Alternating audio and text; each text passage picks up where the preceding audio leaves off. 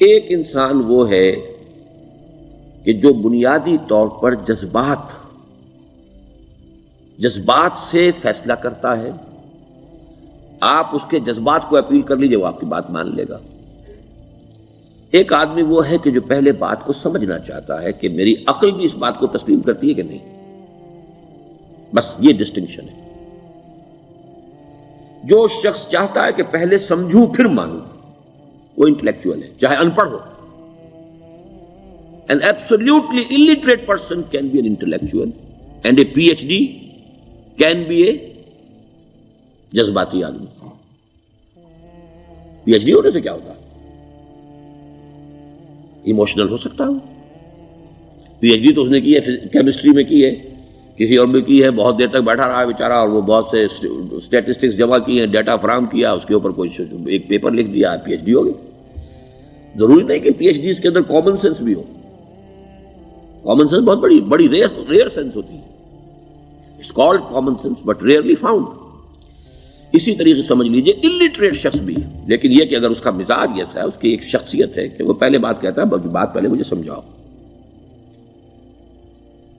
وہ انٹلیکٹ سے you can approach ہم تھرو ہز انٹلیکٹ.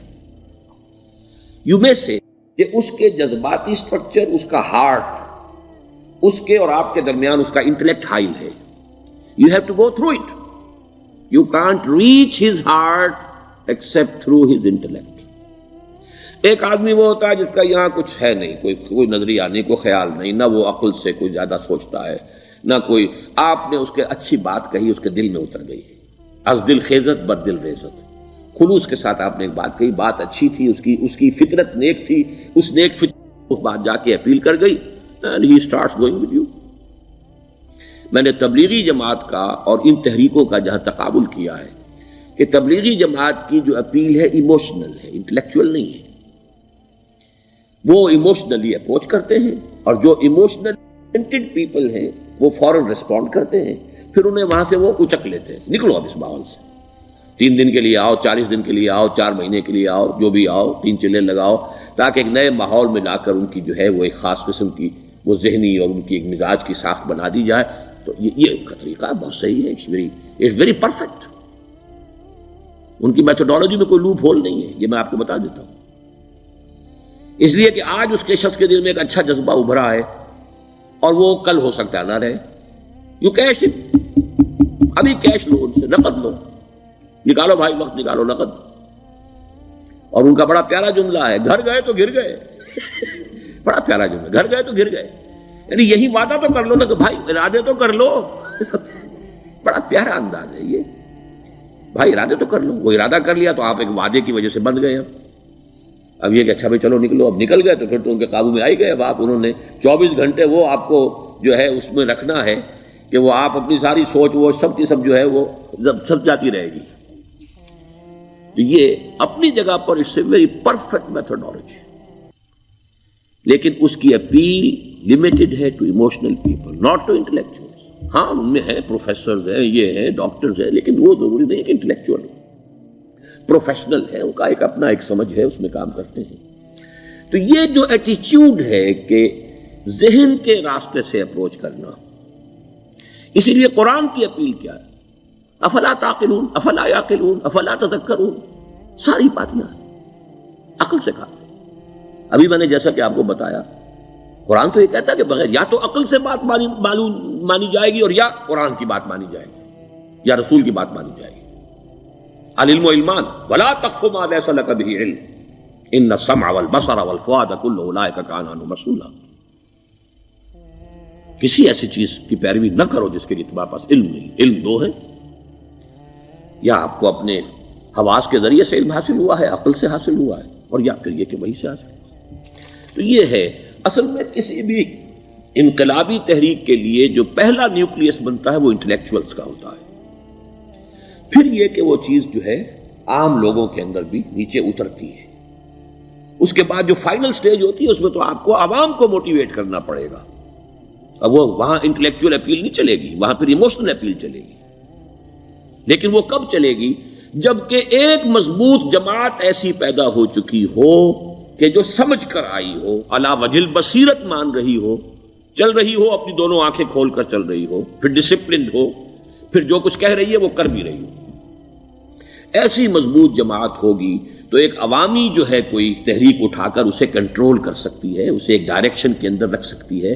ورنہ عوامی تحریک کو کوئی کر سکتا ہے؟ عوامی تحریک خود بخود بھی دائیں بائیں کسی طرف بڑھ جائے گی.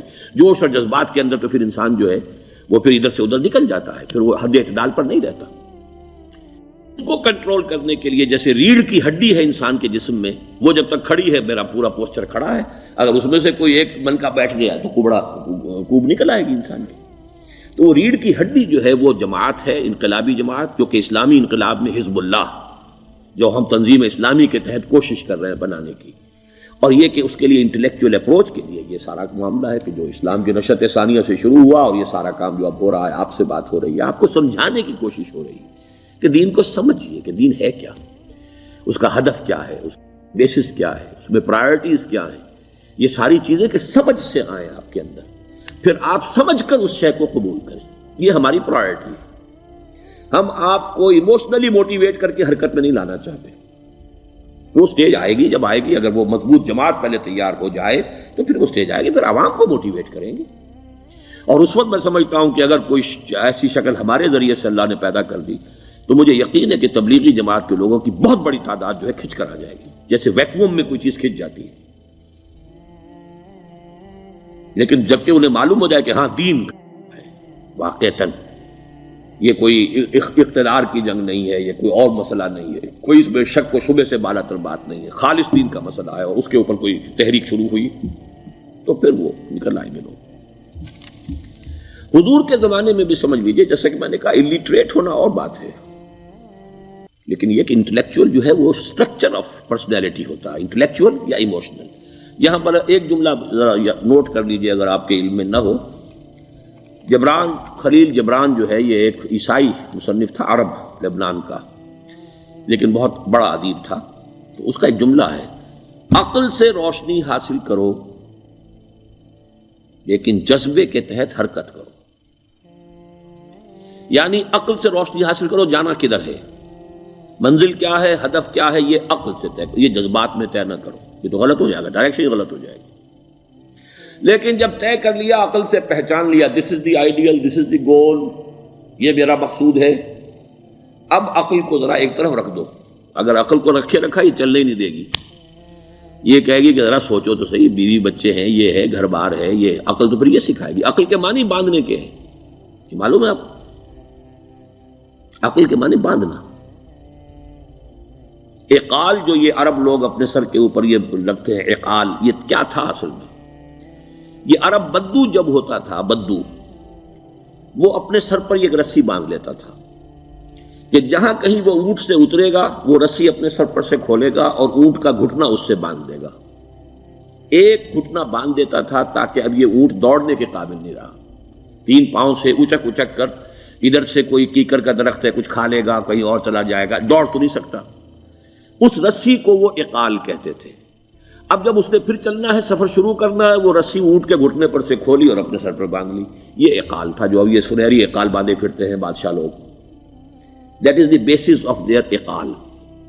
اسی لیے حدیث آتی ہے کہ ایک بدو، ایک عرب باہر سے آئے، اونٹنی کو انہوں نے بغیر باندھے، وہ مسجد نبوی سے باہر حضور نے دیکھا کہ وہ اونٹنی کو انہوں نے باندھا نہیں، اس کا گھٹنا، اور وہ چلے آئے.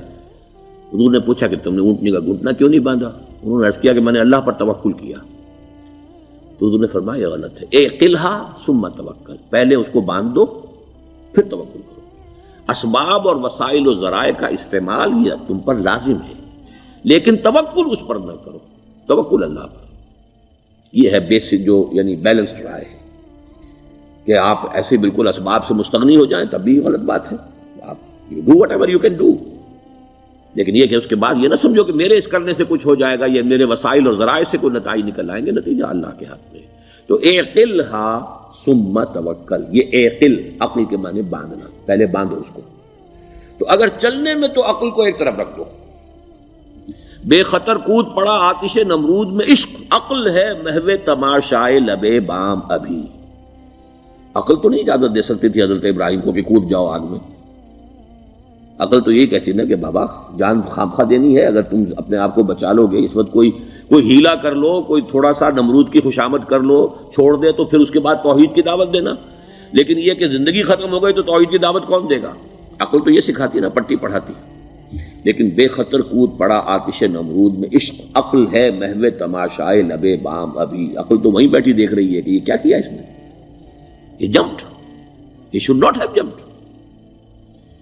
تو عقل سے روشنی حاصل کرو، ڈائریکشن کیا ہے، گول کیا ہے، جانا کیا ہے، یہ طے کرو عقل سے. اس میں جذبات کو دخل نہ آنے دو، اور جب چلنا ہے تو اب عقل کو طے کر کے رکھ دو اور اب جذبے کے تحت حرکت کرو. بہت عمدہ جملہ ہے.